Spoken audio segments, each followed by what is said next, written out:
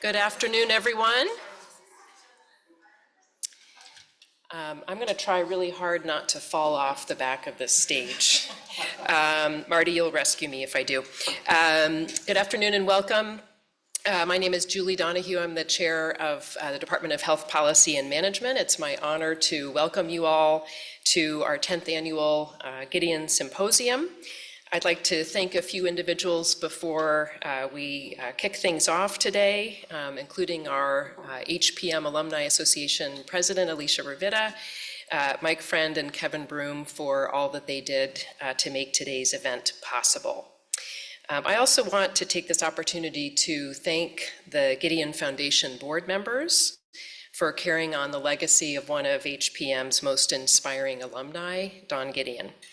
Dawn was a transformative leader whose work shaped healthcare delivery around the country and many more careers through her mentoring. And she had a particular interest in growing the ranks of female executives in healthcare.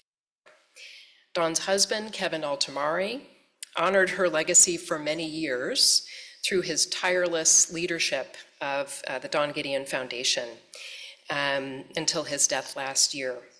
Kevin was so special to all of us in the department. I will always remember the pride that he had for the scholars in the program and the support that he provided them. Today, we're really grateful to the Gideon Foundation Board, which has endowed the Gideon Scholars Program that can continue to enable support of scholars for many years into the future. We are also really grateful to the Foundation for their support of today's symposium, which provides an opportunity for us to connect with HPM alumni here in the region and around the country participating virtually.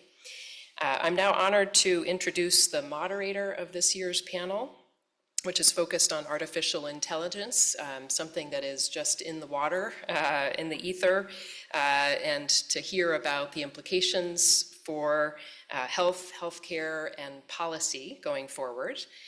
Marty Raniowski is the CEO of the Pennsylvania Medical Society. He has served in many leadership roles in the Commonwealth over the course of his career.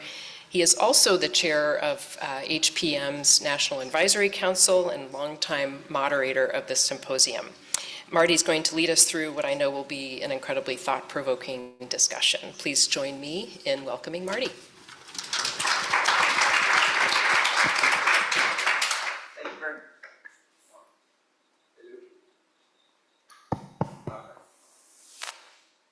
Glad to see you didn't fall off the stage. Good job. Welcome, everybody. Today's discussion is going to be about health policy in the age of AI. And very soon you're going to find out just how quickly we're talking well beyond ChatGPT. I'm really thrilled to have this group with us today. With us is Tony Lucasavage.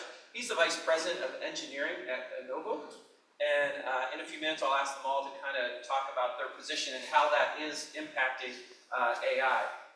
In addition to Tony, we have Jolene Calla, sorry. She told me how to remember it, and I forgot already. Jolene is Vice President of Finance and Legal Affairs at the Hospital and Health Systems Association of Pennsylvania. And lastly, we have Dr. Robert Bard. He is a Chief Medical Officer with UPMC Health Services Division and an Associate Professor of Critical Care Medicine at the University of Pittsburgh School of Medicine. And so if you all take a moment, let's welcome the group.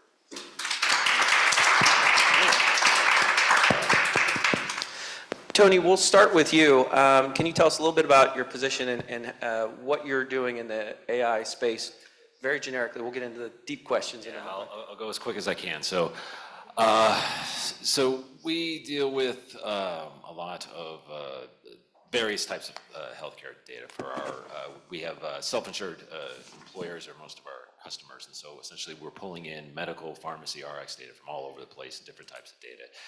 And what we're doing is using AI for everything from analytics to data ingress to data quality monitoring, and then a whole host of operational expense improvements, things like that. But it's becoming very deeply ingrained in what we do. Thank you. Jolene, same question to you. In your position with HAP, how are you seeing AI impact what you're doing as well as what your members have to deal with?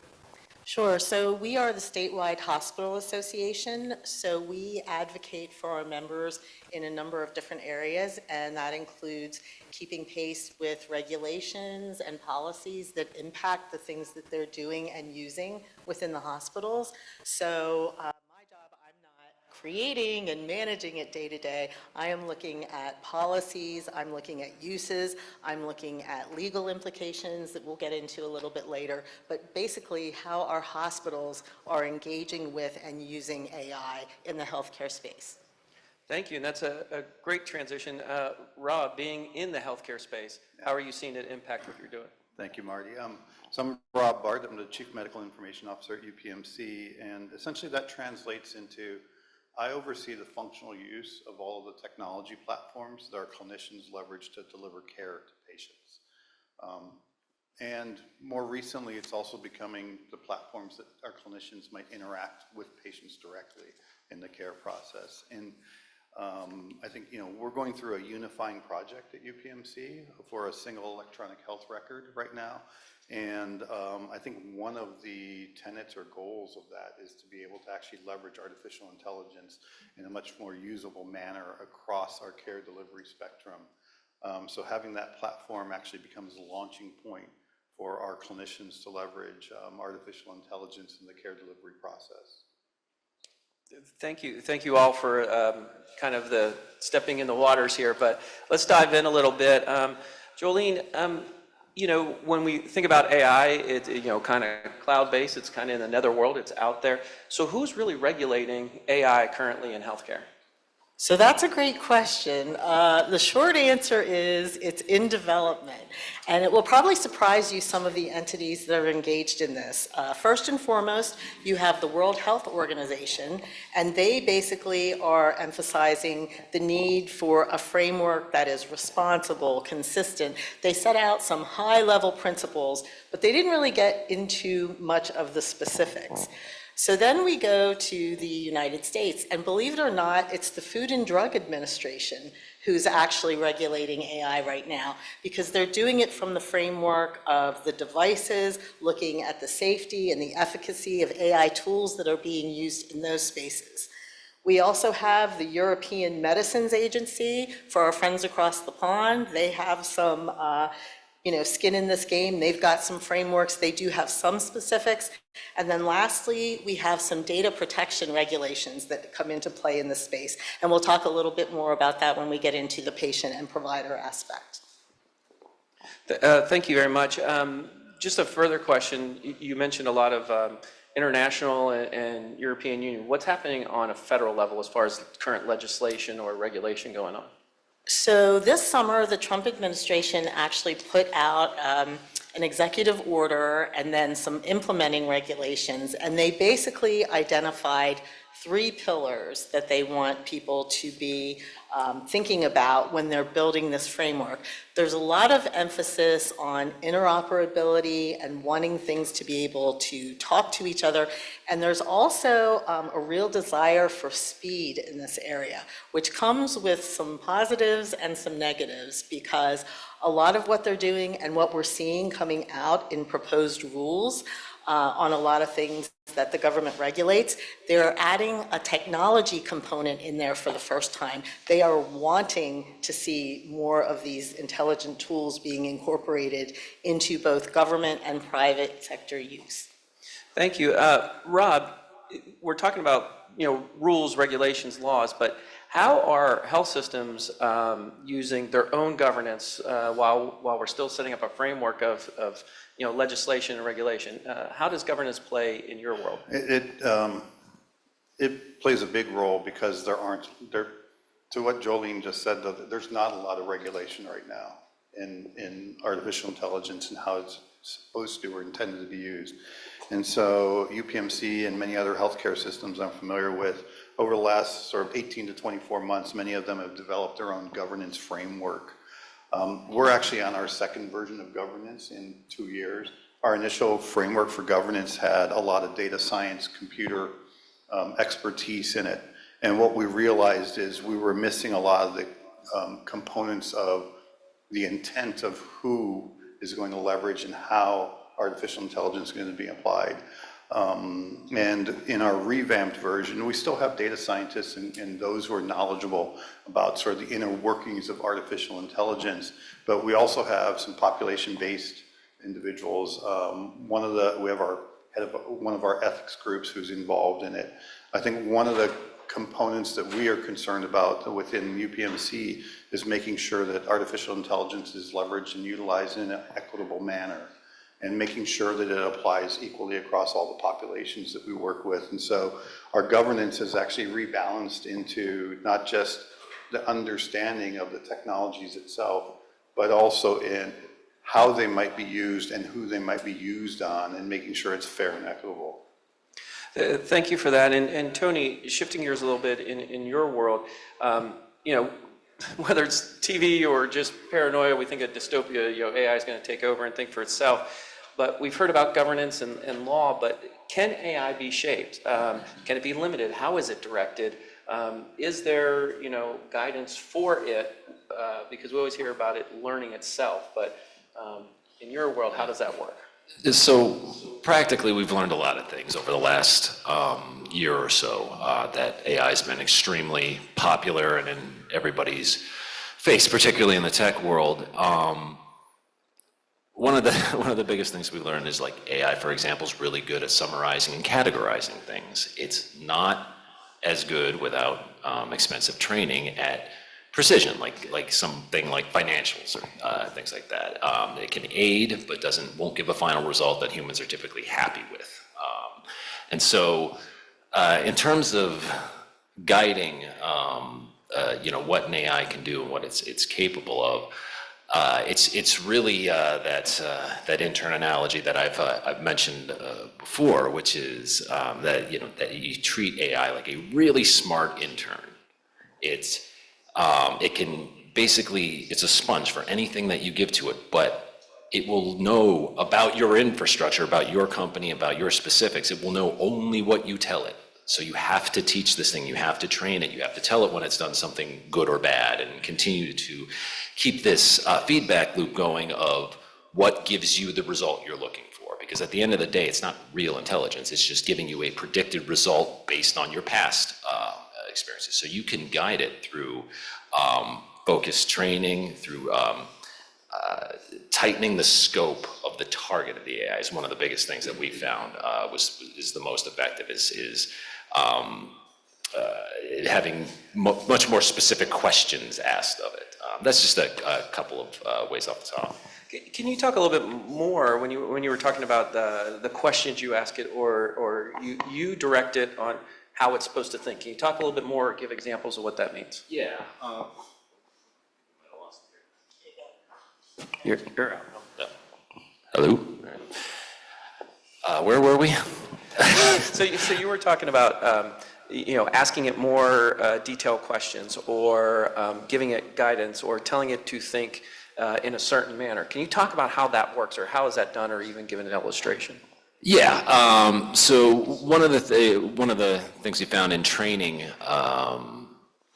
the AI models that we work with is that one, you have to be very specific about what you want. You may spend 2, 3, 4 sentences describing what you want this thing to do, what you want it to act like, what if you want it to be an agent that does a specific operation, if you want it to just deliver a certain type of report, give you a summary. You can do that relatively quickly. The thing that takes a very long time and takes a lot of iteration is the many caveats you give it afterwards that have to explain every little detail of, okay, this is a result you gave me, I don't like it because, and then you have to continue to do that over and over and over again to develop what is your specialized agent at that point that actually thinks the way you want it to. Thank you for that. Rob, in the UPMC world and the work that you're doing, how is AI healthcare solutions being used, and what positive impacts are you seeing? So I think first I want to make sure everyone, artificial intelligence is not a solution. It's a tool, and it can be applied in hundreds, probably thousands of different mechanisms and ways. At UPMC, we started actually many years ago in what would be considered the pre-generative portion. So pre-generative meaning pre-chat GPT, which is probably what everyone is most familiar with, and algorithmic development on 7-day risk of readmission to the hospital, or something that can help predict when will this patient be ready for discharge from the hospital type of thing. More recently, one of the things that's gained a lot of traction, and this aligns with sort of my area of interest in artificial intelligence. I'm not as interested in it in the clinical diagnostic space as you might read about in the popular press. I actually think our clinicians are very good at diagnosing patients, but what we're not very good in healthcare is being efficient. We're not very efficient in the healthcare system. We're very people-dependent, people-process dependent. And so the application of AI in efficiency and efficacy has been something that I've been very interested in.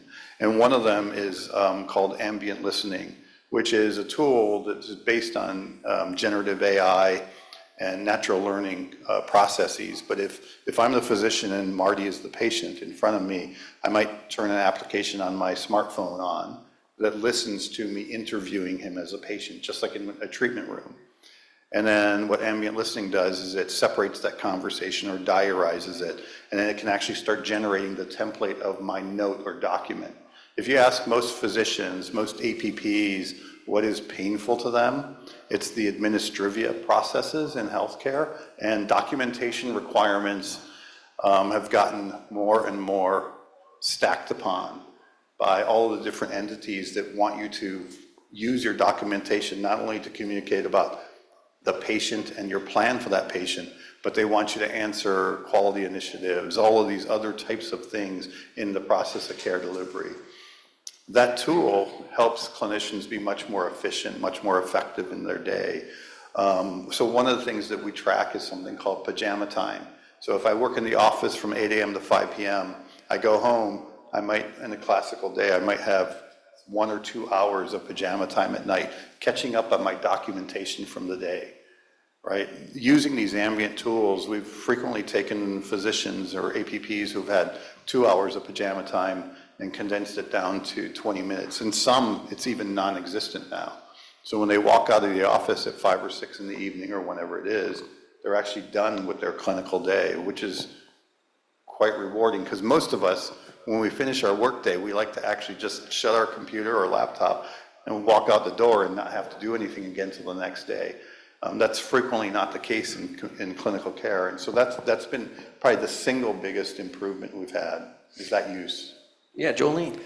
So let me give you the flip side of that now. When you use ambient listening, there is a huge amount of benefit, and we need tools like this because we have a physician workforce shortage. There are tons of problems that we have in having enough people to treat the number of people in Pennsylvania who are going to need care in the very near future. But think about this. So let's say we have a patient who he does all his admission checks prior to his visit, he consents to everything, he's ready to go, and now he's thinking, you know what, I have been using cannabis or something, and I might want to talk to my doctor about, does it have any interaction with XYZ prescription that I'm on? So now he's told that he comes for the appointment, he goes in there, and they say, oh, we're going to use an ambient listening tool. And he's a little bit uncomfortable because now this is a permanent record of him telling his doctor something that would be considered privileged and private, but now there's a record of it.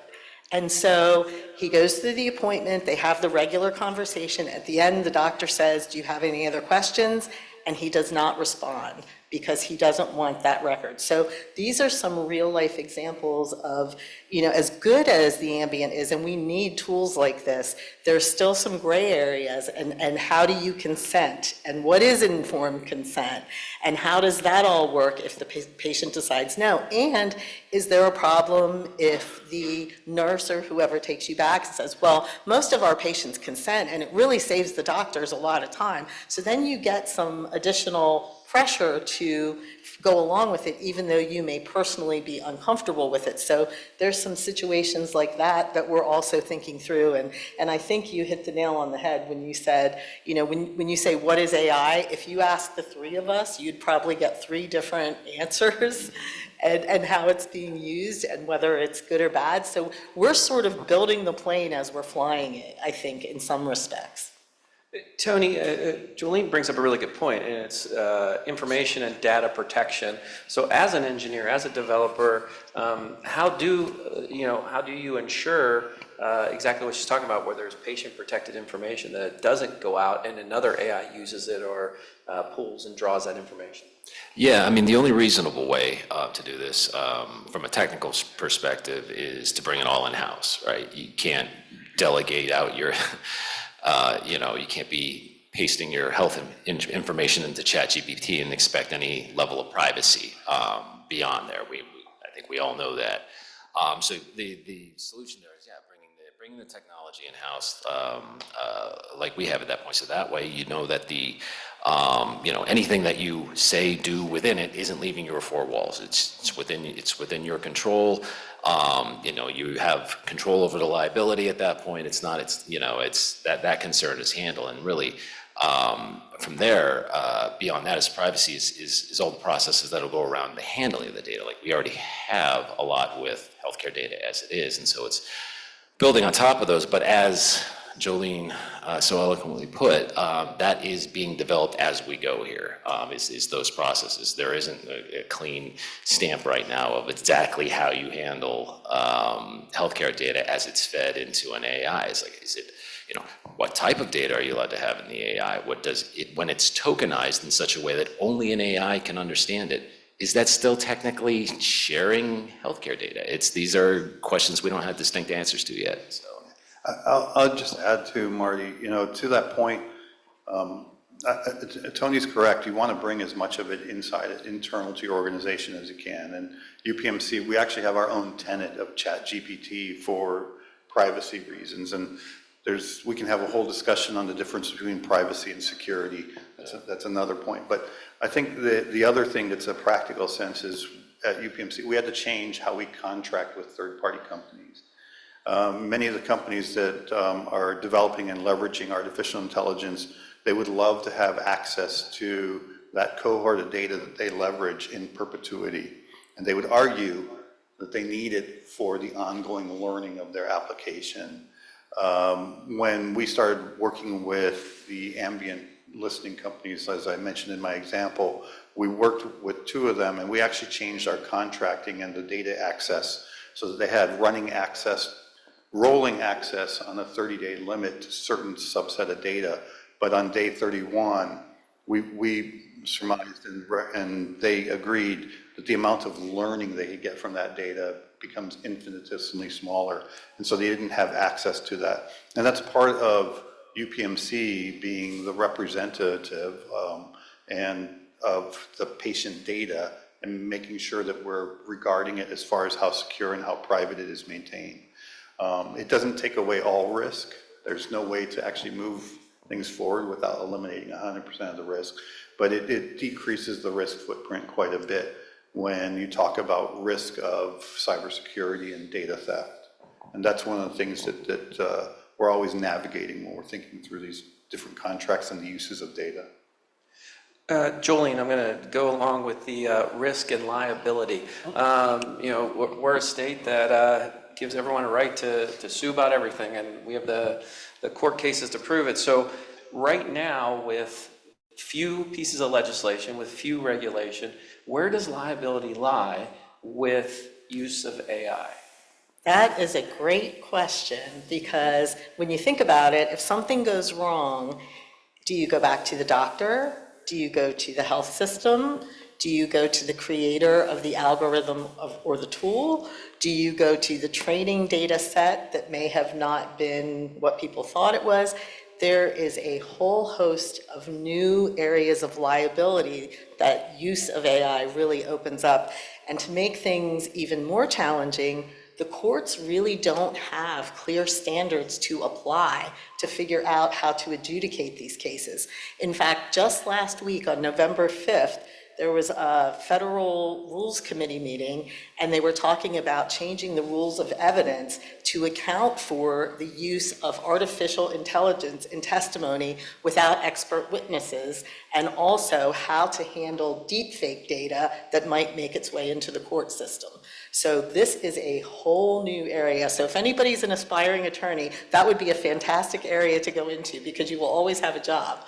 But it's really building the plane as we're flying it. So we are at the very, very beginning of this, and you can see it's very challenging. I think you mentioned equality. Equality is interesting from a couple of points. One, from the patient perspective, to make sure that the populations are all equally accounted for, but also think about it from a provider perspective, because to do all of this, you can probably imagine, costs money, and not every hospital is equally resourced. So you're going to have some that are able to leverage these new tools, new technologies, new training, and you're going to have others who are not going to have that funding and resources. So how do we balance that from looking across the state at all the different sizes and characteristics of the hospitals that exist today? So something else to think about. And if you all need a project, you're hearing them as it goes through this presentation. But I want to talk about that a little bit on a positive level. Rob, can you talk about how AI can help with being a more equitable system for population health? Because we know in the history of research and trials and everything else that populations have been ignored or not included or disadvantaged. How can AI help with that? How can AI even help with inherent biases that a provider may have? Yeah, so it can do it if we're thoughtful about it, and we have to really be thoughtful about how it's applied and how it's used. I actually hold a lot of hope that artificial intelligence can actually move healthcare to even a more equitable space and place of delivering care. Historically, healthcare has tried to be very equitable, but even in doing that, I think it's failed in some instances. One of the sort of classic discussions that came out, I think it was in October of 21, it was recognized that an algorithm that had been used, this is a traditional algorithm, not AI-based, that had been used for decades around renal failure and positioning individuals for potential renal transplantation. And there was a correction allowed that was given that was intended to improve those with African-American ancestry in their ability to get a renal transplant. It actually did the opposite. But that wasn't realized after many, many years of use. And it wasn't realized because people hadn't applied it at a broad enough population level. And I think one of the things that, as I think about artificial intelligence, and Jolene had mentioned test data in passing earlier, if the development of an algorithm is incorporative of the types of populations that are representative of who is in front of you. And now, I've only lived in Pennsylvania for 8 years, so Pennsylvania represents a decidedly different population than where I was for 20 years in Los Angeles, right? So representative population means something different in Pennsylvania or in Pittsburgh versus LA. So you actually have to understand how the test data that represents the population of an algorithm or a tool that is developed, how it reflects the actual population of those that are being utilized to leverage that tool on. So there's a lot of things that need to go into doing this, but because very large data sets are frequently used to generate these tools and algorithms, the opportunity to actually decrease bias related to socioeconomic status or ethnicity and race is there if we actually choose to utilize in that manner. And the reason I say choose is, at the beginning of the development of these algorithms, there is a person who has to make decisions. And it's in making those decisions that we can actually define something as being something that is more equitable and design something that actually can actually try and decrease as much as possible inherent bias. And I think that's one of the true opportunities with artificial intelligence, is the scale of which you can actually use data sets to analyze and create algorithms would allow you to actually be able to create something that actually diminishes the risk of population bias. And that's why I hold a lot of hope in what artificial intelligence can do, is because of that opportunity. Thank you so much, and that's really what I wanted you to hit upon. There's a lot of positive that can be done with the right guide rails and with thoughtfulness that you were talking about. Shifting gears a little bit, something Rob said earlier, Tony, that I'd like you to address. It's that whole discussion between privacy and security. Can you talk about those differences and really where we're seeing AI work in those areas, and maybe where we might need some more guide rails to ensure? Yeah, I mean, the simplest way to look at the distinction between privacy and security is Google's not going to leak your credit card number, because that would be a breach of security. But they may share the websites you're navigating to, because that's not technically in breach of any sort of confidential information contract. So it's the simplest distinction there. And I'd like to say I had more hopes of where the privacy discussion will go on this front, but I think, after we saw what happened with the internet and how ad money is what basically drove Google to be one of the largest organizations of all time, and we know those ads are driven a lot off of the users' behavior that they were, we willfully let them mind. And at the end of the day, I think it's going to be pretty similar with AI, unless there is really distinct legislation that prohibits something like that, because there's going to be a lot of smart people who are going to make arguments that, regardless of the data that goes in, it's no longer in any sort of human readable form, it's not in a reversible even format where you could derive the information out of it. I'm not really, breaking anyone's privacy in that respect. And so I think it's going to be a big challenge. It's going to take some people with some real know-how, crossed with legal experience, to be able to tackle some of these questions. I mean, we've seen court cases where the topic of AI comes up, and it can be very jarring in that most involved in the conversation don't understand what's being discussed. So it's really a tough topic. That makes me think of kind of a follow-up, and it's really to any one of you. For years now, decade, we've been working on health information exchanges. But to your point about privacy versus security, how is AI playing with HIEs? How are they distinguishing between sharing and privacy?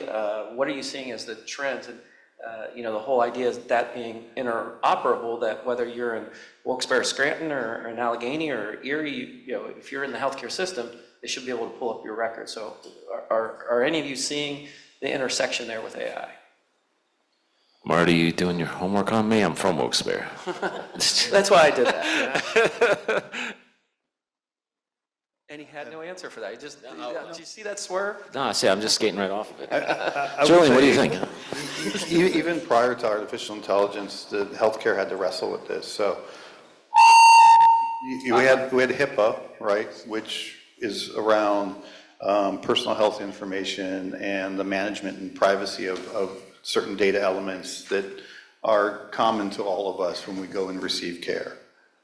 A few years ago, we had to do something called information blocking, which is actually the opposite. It was actually a constructed project by the federal government for the standards for sharing certain types of health information. So at the same time that we are told and forced to maintain privacy within certain confined groups, we are also told we have to share certain information. So it has to be done in a very controlled manner, maintaining the privacy of your information as a patient, but at the same time sharing it with other healthcare systems, with other payers, under a construct that is theoretically always as safe as possible. And so that juxtaposition has lived within healthcare as a challenge for quite a while. I think artificial intelligence, it doesn't change that, other than that changes the risk related to the amount of data that is necessary to actually allow artificial intelligence to work effectively in most healthcare systems. And so it becomes the largesse of the data sets that are required to do, whether it's training or whether it's the use of an AI algorithm, that becomes some of the challenge. Jolene, you look like you had a part. No, I think I was just going to agree with that we have always had challenges with HIPAA, whether it be individual data, aggregate data, how do we use it, who gets it, how do we de-identify it, where are the risks? This just, as you said, the amount of data has increased exponentially. And now this isn't just data, but this is health, your personal data that becomes even more valuable. And we know healthcare is the #1 target of cyber criminals because they want your demographics. They want all of that information. They can do a whole lot of bad things with it. So, and you can probably speak way better to that than I, but we know that we are under constant attack, so we have to be vigilant. And I think you're getting a sense of the complexity of all of this as you listen to us talk about the different things that have to be considered as we're using and implementing more and more of these tools. Yeah, and I think we've all seen earlier versions of this rear their head in our lives where you're having a conversation with your friend, and then the next time you open YouTube, you've got an ad for the thing you were talking about. Like we're all dealing with it. It's just giving that same beast another angle to know more about you is AI in this sense, or healthcare data specifically in this scenario. Shifting gears a little bit to the positive, Jolene, can you talk about, we've talked a lot about AI in the healthcare side of things, but with your hospitals, and these are MHA students primarily, there's the administrative side, there's the, how does the system run? How are you seeing AI being utilized right now? So I think we said that we had workforce challenges, and AI has been great to reduce some administrative tasks. Some of those things are repeatable that people are doing today and are creating some burnout. AI can easily do in an efficient way. So it can schedule appointments, it can take notes, non-clinical stuff, it can improve efficiency, it can reduce burnout, it can optimize resources. So you can take the people that were doing those more mundane tasks that are repeatable, that you can teach a system to do, and you can refocus them on more patient-centered tasks. So there are a lot of positives on the administrative side. You can actually use it for billing. You can use it for looking at encounters. I think using it for prior authorization has some pros and cons to it, depending on who you talk to. But there are a lot of tasks like that it really does make a very positive impact within organizations when they implement. I agree, and I would add things. So some of you will end up working in a healthcare system like UPMC, or maybe even UPMC, and some hospital president or someone will say, we have 15 ORs, I need you to figure out how to get more cases through this operating room, right? And it's like this age-old problem that healthcare has had. It's this multi-dimensional math that has been very, very challenging to solve. And so how do you get a group of people to be more efficient around limited resources to improve the number of patients that can be seen, or the number of patients that can have surgery in a given environment? Those are the types of things I think artificial intelligence is actually very good at solving, that healthcare systems have been challenged to solve. In a healthcare system like UPM, they might say, well, the easiest way to solve this is to build more ORs. But if I told you that each operating room was $4 million, you'd start to hesitate on how many more you should build. How can I actually, especially if you knew that in many healthcare systems, the ORs are utilized at like 63%, 65%, classically is the number, right? And you'd think, man, that's only 2/3 of the actual capacity. And that's during sort of normal waking hours, let's just say 7 a.m. to 7 p.m. So how can I improve the efficiency, the throughput, the utilization? These are all challenges that not all of you will face, but some of you will be asked to solve that problem for a healthcare system. And I think artificial intelligence and the tools that people are leveraging in that can help really improve the utilization and the efficiency of healthcare systems. And that's the area that, as I said earlier, I'm most interested in AI resolving and utilizing. And then I think Jolene also touched on another one. There's a lot of back office, which is sort of traditional revenue cycle duties. And a lot of those tools are repetitive activities that humans and people have to go through. And to some of what Tony said around learning use cases, they can be trained on those use cases. The challenge was when people tried to train things a decade ago, using something called robotic process automation to do these activities, it was unintelligent or a dumb tool. And so then the exceptions were so large that the use of that tool was not very effective.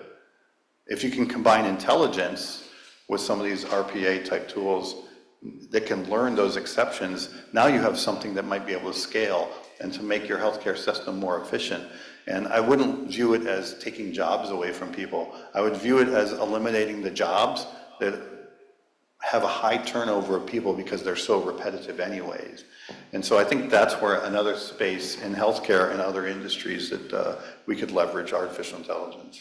Tony, same question with your company. What else are you seeing that AI is actually helping the systems? Marty's kind of taking the words, Rob's taking the words out of my mouth there.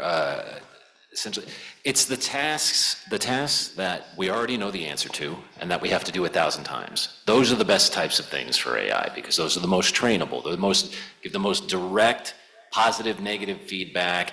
You already know the answer, so whatever it gives you, you can tell it as amorphous as AI responses can be sometimes. You generally know whether it gave you what you're looking for or not. So being able to do that with like some, I don't know, for some like a first level support type request, or again, some administrative function that you do 1,000 times a month. These are the types of things very good at. I don't want to limit it to that, but in terms of like, if you're talking like, want to get value out of this today, that's one of the like biggest bangs for your buck in terms of getting involved with AI. I mean, there's a million other ways it can be advantageous. Like I said, it's good for creative purposes. It's good for summarization, categorization. All that stuff pays off. But in terms of like immediate like OpEx wins, it's that sort of stuff, automating the monotonous tasks and fixing human errors, catching human errors. Those it's actually very good at. So speaking of catching errors, someone had mentioned earlier about deep fakes. We've all been on social media and probably got sucked in for a few seconds. No one will admit they were totally bought in by it. But how do you, and this is really to everybody, how do you prevent fake information from going into the algorithm or going into the patient record? How are you looking at external information that is false, or even it could be within the system and it created a falsity? We've seen the reports of generating a research that never happened, but it pulled it from different areas. So how do you stop the misinformation? I don't mean it maliciously, it can happen. I mean, there's the malicious side too, but. Yeah, I think the way you have to think of it is that there's always going to be misinformation. It's always going to be there. It's always going to be in the core of the model because these models are built off of the information that we all have access to on the internet. So misinformation is fundamental to these AI models. What we have to do is understand that it's there and build processes to get us to the outcomes we're looking for, and in the same way minimizing the use of that misinformation. And that's, again, where the human training aspect comes into AI, where it's these can't emphasize enough that AI is not a silver bullet for anything. It can apply to almost anything, but is not a silver bullet for any one of them. It takes a lot of care and feeding to make it useful. I would add to that, even beyond misinformation, just with regular truthful information. If I took 10 cardiologists and got 10 guaranteed peer-reviewed manuscripts on the topic of a new medication for the management of high blood pressure, and then I asked the 10 cardiologists to summarize and how it might change their practice, I will get somewhere between 8 and 12 different opinions. And the reason I'll get 12 is that the first 2 cardiologists will change their mind after they hear the next 8 on what they want to do. So even without misinformation, getting alignment and perception and belief in something with what we consider sort of the gold standard of peer-reviewed information in the use of healthcare, it is a challenge to begin with. If you add on top of that misinformation, which happens, everybody hears about ChatGPT and hallucinations, and to Marty's comment, inventing even peer-reviewed manuscripts, inventing these citations.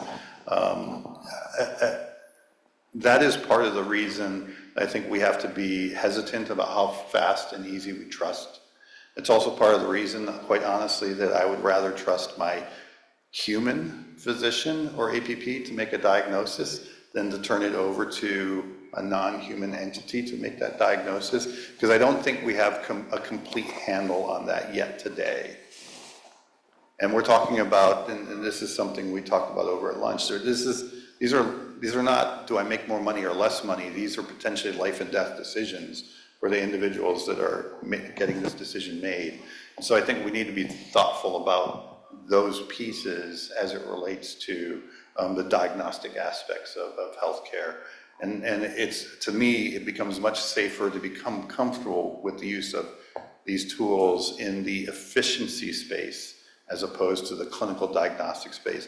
The other piece, to be quite blunt and practical about it, is CMS is not going to reimburse us $1 more whether we use AI in the diagnosis or not. And AI is expensive, which means that my operating expense of making that diagnosis for a patient becomes more costly, and therefore my margin, which is already slim to begin with, is even smaller. But if it can help me do this more efficiently, meaning I can see more patients, I can do more surgeries, that actually translates into something that is an ROI for a CFO. And even though I'm not a CFO, I am accountable to far more financial people than I want to be in what I do.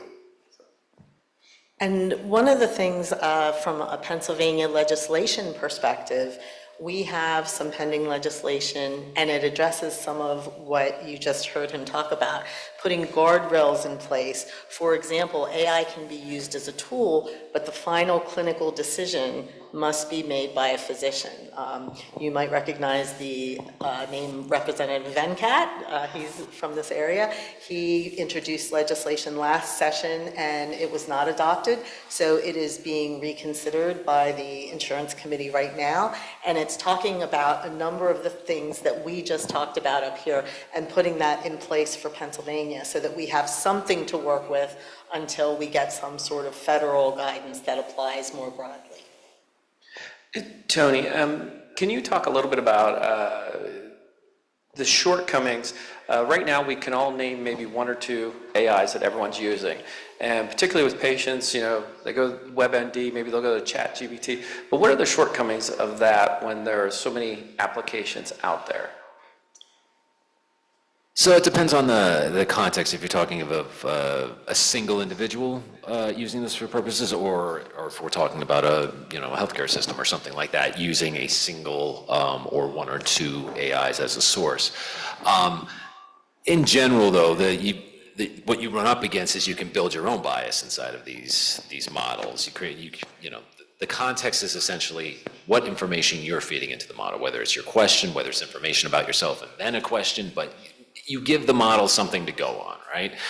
And what can happen over time is that can become somewhat self-referential, and you're basically, in the process of teaching it to do something the way you want it to do it, you're also biasing its results towards the outcomes it knows you want. So there is a bit of a drawback to sticking forever with a single tool like that. You do gain that it understands your given purpose well, but it can start to hone in on very specific types of answers or away from other possible ones that might be available. Thank you. Kind of wrapping up, and then we'll open up for questions. There seems to be a lot of good applications. Julian, I'll start with you. What are you seeing on the horizons that gives hope for your members to positively use AI to help patients? I think there's two areas. One is in genomics. I think that it is going to be really exciting where it is going to continue to drive rapid advancements. So in the future, we're not just going to treat cancer, we're going to treat Jolene Calla's specific cancer based on my individual characteristics and be able to get down to that level, which I think is super exciting.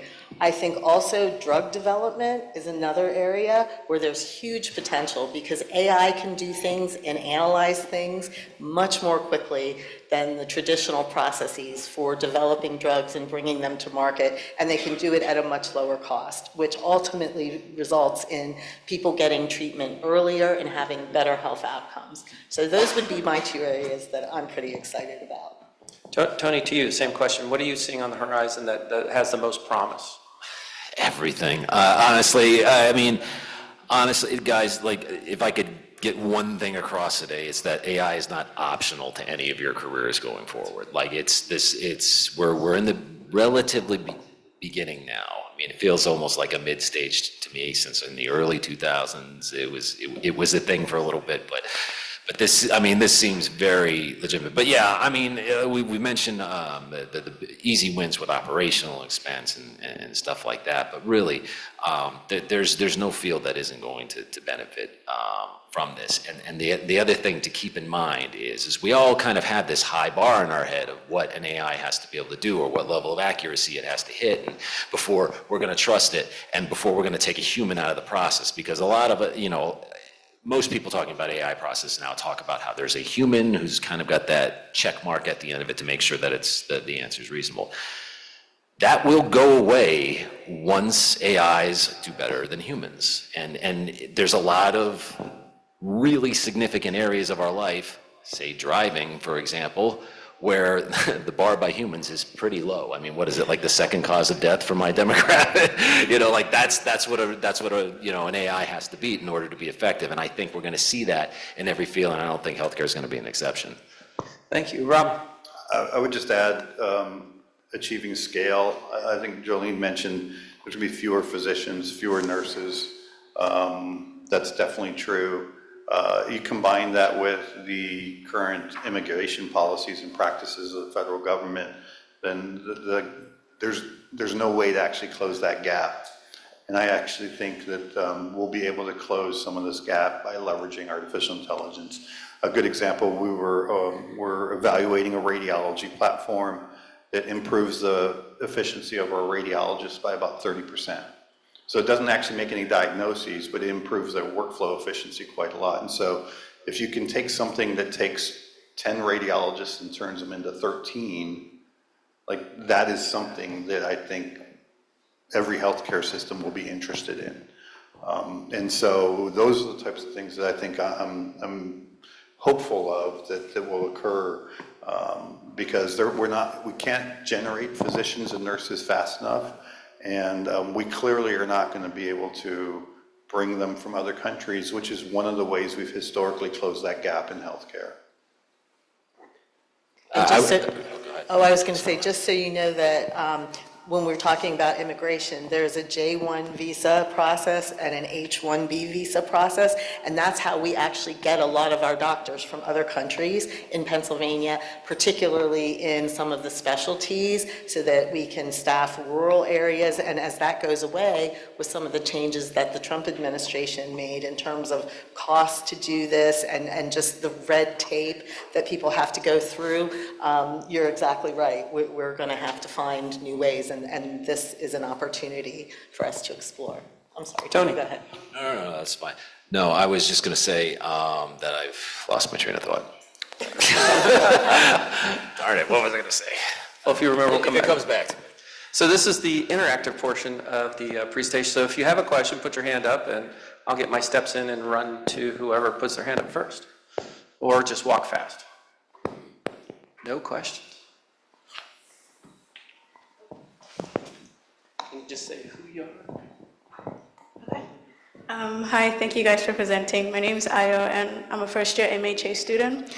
My question for you is that I hope this makes sense, but Rob, you mentioned trying to use AI to make it more equitable or put healthcare in a more equitable space, and then Tony, you mentioned the different phases with building your AI model and having to test it continuously. And I want to know which part of that phase do you account for bias, especially when you have missing data or in Jolene's case, the patient who didn't want to tell their physician that they were doing weed, or some type of data that could help you in making your AI less equitable. How do you account for that, or what phase in your AI do you do that? I don't know. Yeah, no, I think I follow where you're going with that. It's basically that the ultimate goal of having the AI itself behave in an equitable way. You know, what part of the process is responsible for making sure that that's the outcomes that we're getting. And really, the thing that I think is the biggest challenge is I do think that is at the like kind of individual consumer of AI's level. And by that I mean like an organization, because I don't think you can bake it into the underlying model itself. Just anybody stop me here if this is getting too technical, but the underlying AI model is going to be built off of the aggregate data of everything it has available to it, you know, depending on how the training set's defined and things like that. And even then, at that step, you can have aspects of it. You know, those models that are, for example, the Chat GPT has an open source model. That's actually the one that we leverage, and we're kind of at the whims of however that was trained. But at our level, with the context that we provide to it, we can make sure that if there was any apparent bias or anything like that in the results of it, we could then inform it otherwise through the process of, I promise will be like the last tech term, is prompt engineering, is essentially building prompts for the AI that don't just give you the results, but also take care of all of the caveats, biases, things like that you do. And it's just a lot of time. It's you really have to dedicate, you know, wanting to get to that sort of response. And I don't think that it's something that can inherently be done in a broad way, because, you know, the nature of humans is that we've got different demographics, different populations in different areas, and yet at a huge aggregate scale that an AI model's looking at it as an objective, dumb, like I'm just looking at what's been fed to me kind of way. There's going to be natural areas where certain populations are represented more in certain types of data. So it's a long way around of me saying is that it's really a responsibility at every step, and anyone who's going to be putting forth a product that leverages AI, and either as part of their back end, their operations, or the front end, what they're actually delivering to the public, it's going to be on them to be part of that process. So for our panelists, we do have people in virtual land, and we have one question. So the first one we have is, do you think AI use and training is a motivating enough factor to increase sharing of data in a wider sense with collaborators, or does it further commodify specific types of population data that might be missing from certain marketplaces, like Latinx populations within Pittsburgh, veteran data sets from the VHA, and things like that?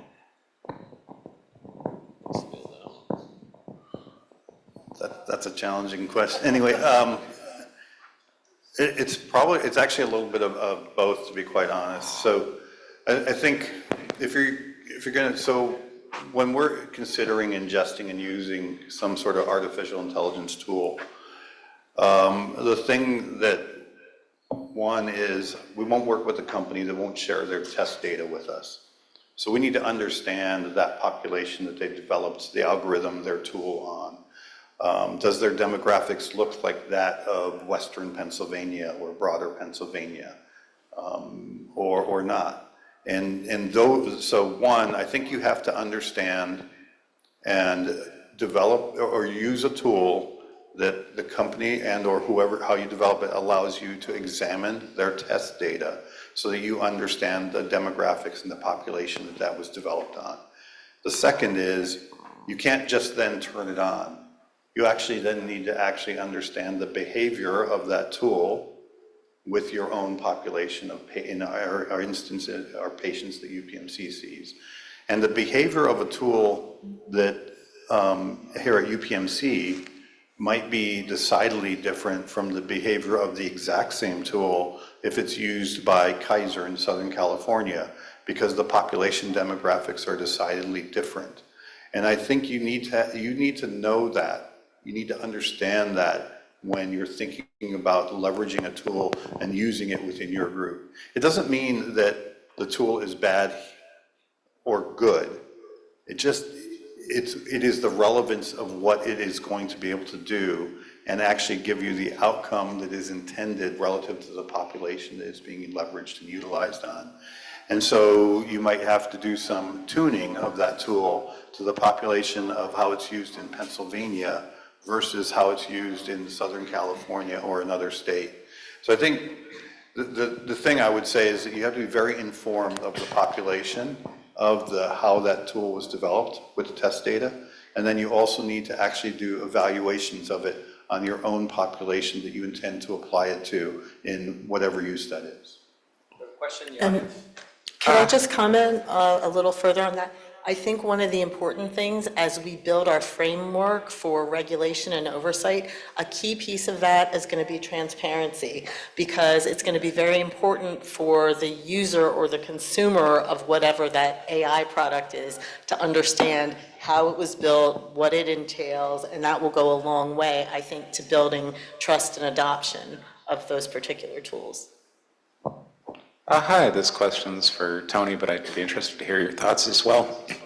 I was surprised to hear you said as much, not wanting to use AI for diagnostic reasons. And I thought, from my understanding, I thought radiology would kind of present almost the best case scenario for this, in the sense that radiologists are very expensive and their time is scarce. Sure, AI is expensive now, but its cost is going to go down and it's going to get even better. Though my understanding of it already was that it was outperforming humans in a lot of cases diagnostically. But if the concern is that you don't want to have AI by itself make a diagnosis, it would seem that physicians plus AI would be better than either by themselves. For nothing else than AI to make a preliminary diagnosis or say, hey, did you miss this? And there's nothing lost there. If anything, it would speed up the physician's time. So I guess, I don't know, walking in today, I was kind of excited about a future with that kind of complementarity occurring, particularly in radiology, which is so darn expensive, but it seems like other fields as well. But I'd be interested to hear your critique of that. Thank you. I actually agree with you. I think you were referring to Rob's point. So this actually captures a bit of what Tony said. When you're training artificial intelligence, you have to train it in an extremely narrow framework. And if you just take the examination of a chest radiograph, which is typically taken to look at the lungs and the other contents of the chest, training something to look, I want it to be able to look for a certain type of a mass, but there are tens of thousands of different entities of disease process that can occur within the chest. You have to train it against all of those paradigms.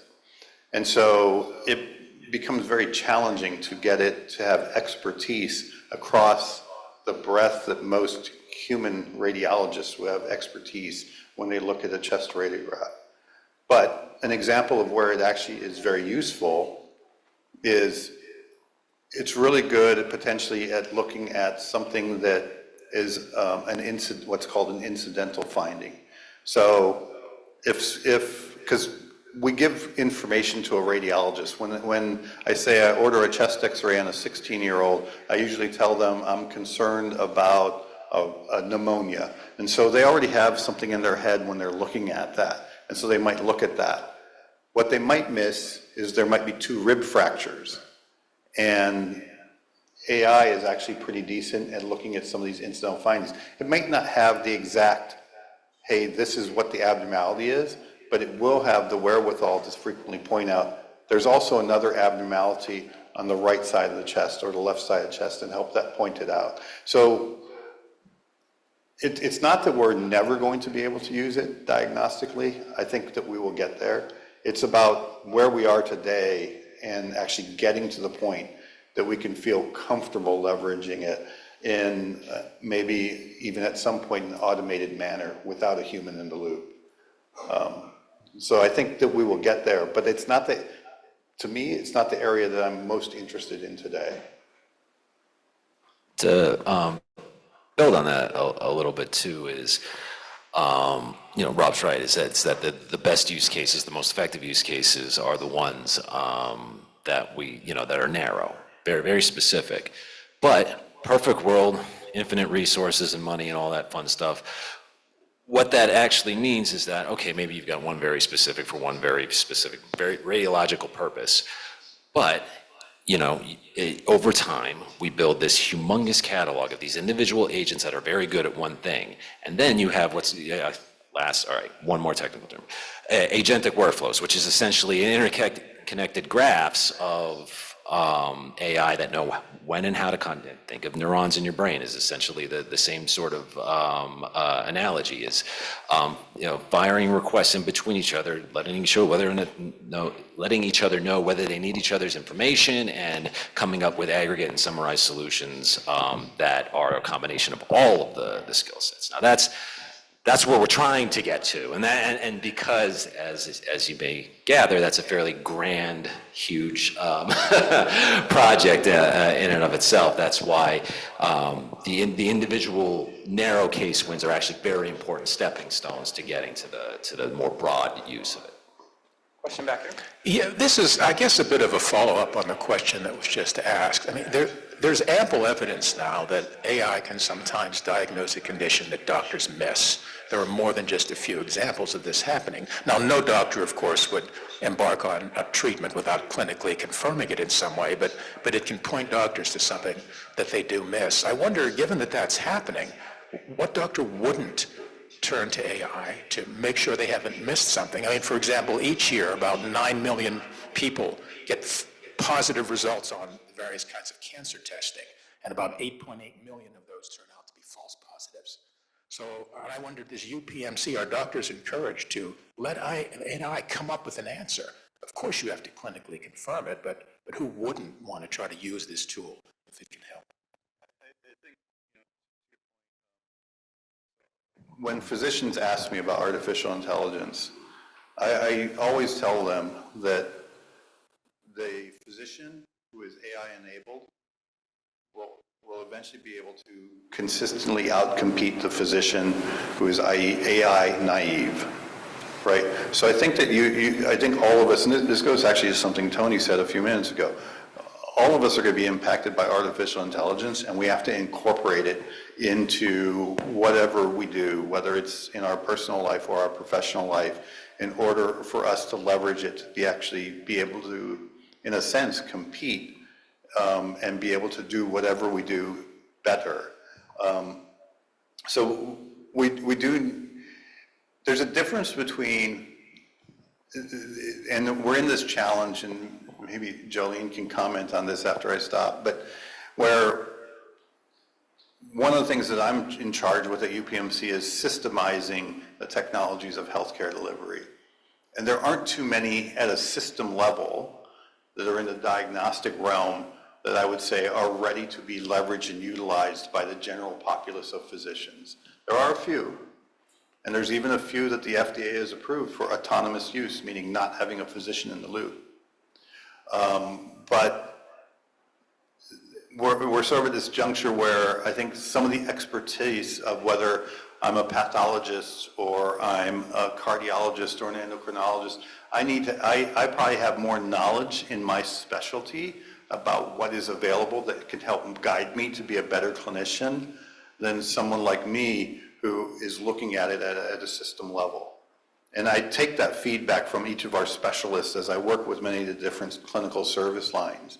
But I think that we're in this transition period where at a system level, to make it systematic as what we want to do at UPMC, it's challenging. It's early to do it at a system-based level right now. But so we have to, the best thing that we can do is create an environment where we support it, make sure that those tools that people are utilizing are treating patients' information with good privacy and good security, and making sure they have access to these. But I think that in many instances, that each of the niche specialties is very narrow, but it's even then, it's narrower of what the tools can do and how to leverage them. And we have to allow them to figure out how to incorporate and then inform us as to what they think the direction should be. So there's a little bit of a give and take that's occurring at a health system level right now, because I wouldn't even say we're probably in the embryologic phase of adopting AI within clinical use. We're not even in the infancy. We're so early on in this walk of it being part of what we do in healthcare that it's hard to actually create the framework today that you can say this is what we should do for all clinical decision making as it relates to artificial intelligence. Question over here. Hi, thank you for coming and speaking with us today. My name is Michelle, and I'm a second-year MHA. I am, Jolene, one of those aspiring attorneys that you mentioned, so my question is going to be more legal-focused. So currently, a lot of law firms are giving opinions on whether AI should be trained with individually identifiable protected health information. And so under HIPAA, many of them are saying that it's not included in classic TPO purposes, and there's not an argument that you can build to say that it is. And so, Rob, you had mentioned that UPMC is sharing with their business associates 30 days of information. Is that individually identifiable, and how do you see in the future that being part of healthcare, that an AI can have individually identifiable patient health information without impacting the rights of those patients to delete or amend that information? Because once the model is trained, you can't necessarily delete that or amend that information. Thank you. Do you want your counsel to answer that first? So I think a lot of it comes down not so much as what is treatment, payment, or healthcare operations, but who is a covered entity and what is covered. So I think you're going to see a lot more discussion around that from the legal perspective, because all of those, because it's personally identifiable information, it has some protections in and of its own right. So as I mentioned earlier, the courts are still figuring out, how do we deal with this? What do we measure it against? What standards do we use to determine that somebody has violated something or not? And if they did, then what is the recompense for that? So again, we are just at the embryonic stages, and courts are really struggling, because the other challenge with this is technology moves fast and the law moves slow, and we are going to have that big gap where there's going to be a lot of gray area that we're not quite sure how to handle, but it's going to have real impact and potential impact on patients and on data and on discovery and on how it can be used. So that's a very real challenge that we're going to have to figure out. And I wish I had the answer for you today, but I don't. But I think you can see some of where the questions are. I mean, so covered entities, BAAs, data use agreements. We try and work hard not to share PHI when possible, so de-identified data sets. It is infeasible to 100% de-identify something. So if someone says this is 100% de-identified, you can almost guarantee that it's not, because they're just simple things that you can't, like if a patient's last name is doctor, that is not going to get removed from something if you're using technology to de-identify something. Right, because this can't differentiate the context of that being a surname versus that being a professional title. And so those are realistic challenges. And you can move beyond just the classic PHI data set. You know, Jolene mentioned genomics earlier, personalized medicine. The opportunity for artificial intelligence to make an impact in some of the rarest diseases and being able to make a connection between some molecule of some plant that's in the rainforest against being able to be something that could help some rare disease. Like if you're an N of 100 people in the world that have this disease, like your PHI is your disease. Like people can identify you by that disease if they're knowledgeable. And so it becomes a struggle to understand how you're going to move something forward as the actual data sets get smaller and smaller, to focus on trying to move a disease process or a cure to a disease process forward. Most of what the three of us have mentioned around these large data sets are based on the fact that most of us would have common data and common disease processes that large portions of the population have.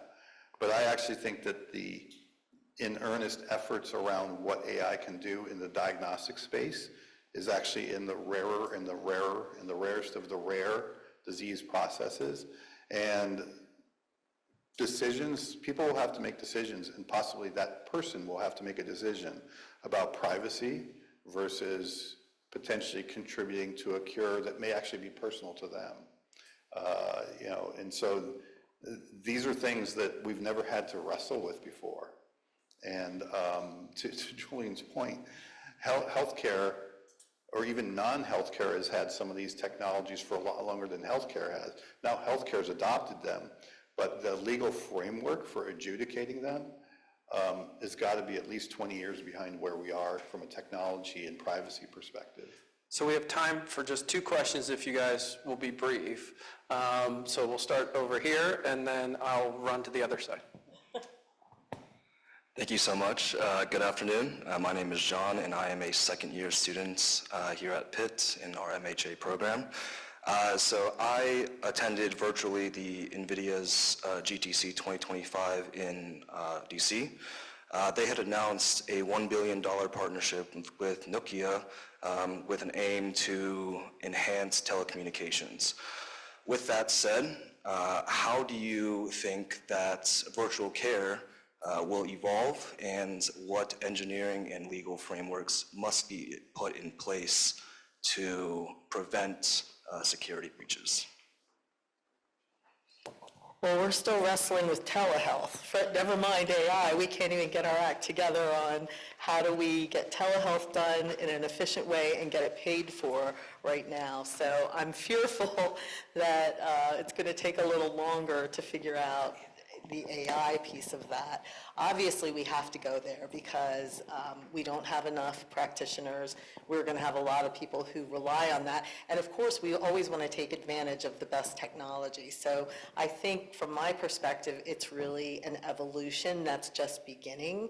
And I don't know exactly what the thing is going to be that pops it into sort of the mainstream, but we're going to get there eventually.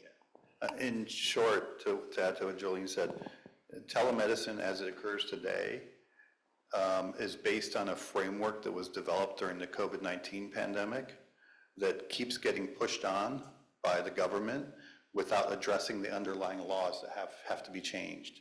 And so that's how far behind we are from a legal framework just to support what we're doing and what we learned in 2020. Hi, thanks for coming here today. My name's Delaney, and I'm a Master's of Public Health here. My practicum was actually working with a federal agency to develop a report on AI in healthcare, and hopefully that's coming out in January. So I'm really interested in that federal regulation piece, and rather, the lack thereof. Because there's no federal regulation, really the FDA can do the medical devices, but they can't actually affect these broad system data analysis tools, only when AI is being used in a medical device. And we know that smaller health systems don't have the data, time, personnel, funding to properly support the implementation of an AI, especially the equitable implementation of an AI. I was wondering what the role of professional associations and larger health systems is going to look like in the future to help the quote-unquote smaller hospital systems out with implementing an AI tool. So I think this is where the states are stepping in. And unfortunately, they're all doing their own thing with it. Some of them haven't addressed it at all. Some of them have some basic guardrails in place. A lot of them are like Pennsylvania, where we have things proposed but not actually implemented. And I think our association role, we do a lot of education because lawmakers are experts in a lot of things, but AI is typically not one of them. So we spend a lot of time working with our doctors, like Dr. Bart, with people like Tony, who have expertise in what this could potentially mean, how it works, what to do, and then hopefully they will be able to make some good decisions to put some guardrails in place for the state to use until we get that larger framework in place. Well, I'd like to thank the panelists. I hope you realize just how lucky we are to have the three of them. We have national experts that are developing AI that's going to impact healthcare for generations to come. We have folks that are developing it with the systems. And then thanks to Jolene and her organization, they're putting the guide rails in through legislation and regulation. So please join me in thanking these experts for being here today. And now I will handle it over to Alyssa. Don't fall backwards. All right, thank you so much, especially for those that joined online and in person. I really appreciate you taking the time to be with us this afternoon. Our speakers and panelists were phenomenal, so again, let's give them a round of applause. Thank you. My name is Alicia Ravita, and I serve as the president of the HPM Alumni Association, as well as an honor of co-chairing this event with Kevin Broom and regarding the Dawn Gideon Symposium. On behalf of the HPM AA and the event planning team, I really want to extend my heartfelt thanks to all of you for making this event such a success. This year's discussion on artificial intelligence and its growing impact on healthcare delivery system reminds us just how rapidly our field continues to evolve. From improving clinical decision-making to enhancing operational efficiency and expanding access to care, AI is reshaping the way that we all think about healthcare. But as we've heard today, these advancements also call for thoughtful leadership. The kind of leadership that balances innovation with empathy and technology for humanity. As we close, I invite you to all think about and reflect on what legacy that you will leave as a part of the healthcare industry, the change that you can be a part of, and the lives that you have the power to touch. I'd love to take this time just to acknowledge and honor, really, the two individuals that we hold this event for, Dawn Gideon and Kevin Altomari, which are both no longer here with us today, but truly have given a lot both to this program and the Dawn Gideon Foundation itself. For those that are here in person, there is a QR code at your table. There's a link to the organization, the Dawn Gideon Foundation, as well as the scholarship fund that impacts our students of the HPM program. I also just want to acknowledge the great team that I had to put this event together today. So Kevin Altomari, of course, Kevin Broom, I'm sorry. Kevin Broom, a little off there. Michael Friend, which is behind the scenes and handling all the wonderful logistics. Also Cindy Bryce, Lourdes Cano, Dr. Julie Donahue, and then also other members of our planning committee, which include Anita Caulfield, Kristen Free, and Mara Menk.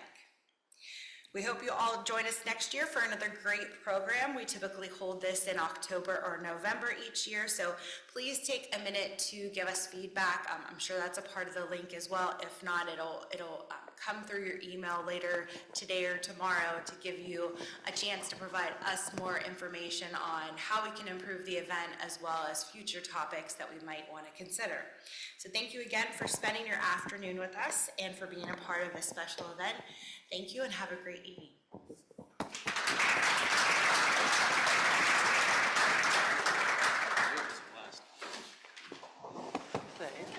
Always good to see you. I mean, I have to come all this way to see you. I know, really.